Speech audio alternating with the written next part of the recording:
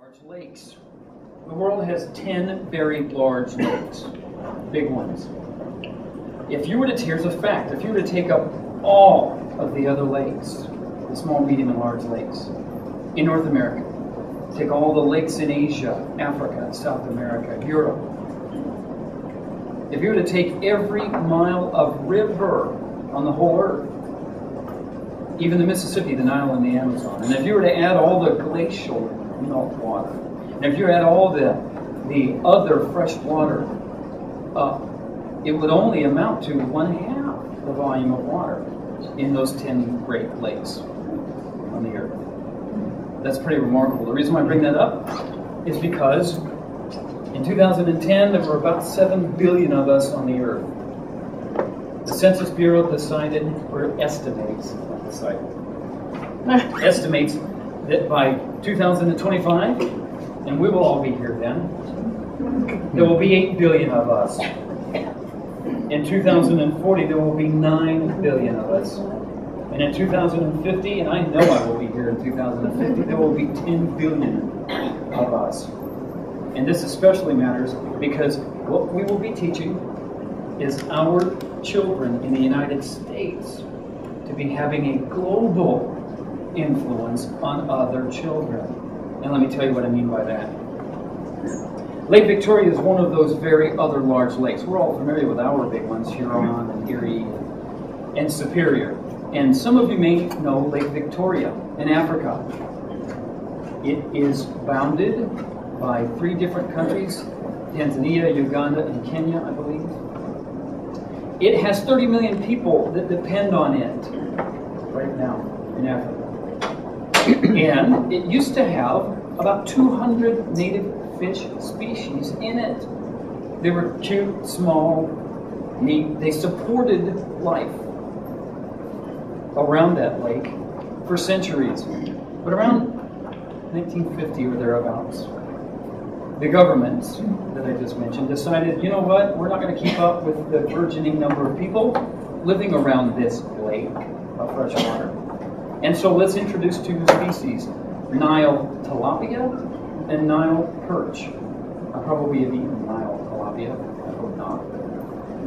Ecologists consider that one of the largest global catastrophes ever.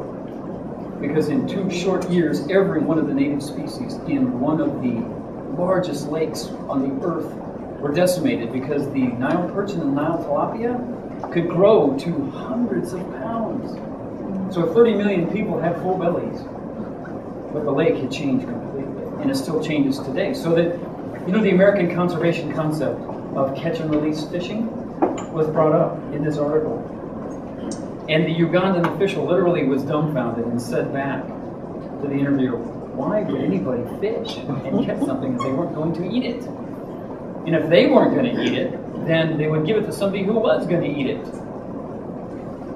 And so our charge is in this country to help a generation of other young people in other countries in a global kind of responsibility make change. And so then we would build this snow fort, but then we would have lost our renewable natural resource because we would have used all the snow up. And so here this Saturday morning was fresh new snow to start another layer on that fort. We got very strategic in the way we built our fort. We'd even water it down at night so it would freeze over and be hard as rocks. But we even then agreed we'd fill it up with dozens and dozens of snowballs. But we all agreed as neighborhood to neighborhood, we would not freeze the snowballs. It was sort of a, I'm not kidding, sort of a Geneva Convention rules of for little kids. But here's the Saturday morning. And I was standing ready, all bundled up to go racing out the threshold, burst the door open, and as I stood at the threshold, I was almost knocked backwards by the stillness, the power of the stillness of that moment. It was brutally quiet. The sun was just barely creeping through sort of the hardwoods, and the sunlight was glistening off the top of the snow, kind of like like the sun setting on the ocean. When any of you have never been around snow, it kind of glistens and sparkles. A gentle breeze took my breath. That sun glistening took my soul. And I stood there and I literally turned around and realized that moment that the snow had other purpose besides my force. And so I went back in that day, and then I just looked at it throughout the rest of the day. And so I did not consume the rest of that snow and make another layer for it. I looked at it that day. And so my charge to this class is that there aren't going to be many kids that run right out in the middle of Speedway on Saturday morning waiting for a threshold moment, but they are going to sneak into Sabino from time to time. And so you'll be the threshold that they stand at.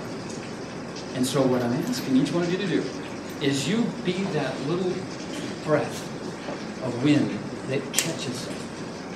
And you be that sparkle of sunlight that stops them.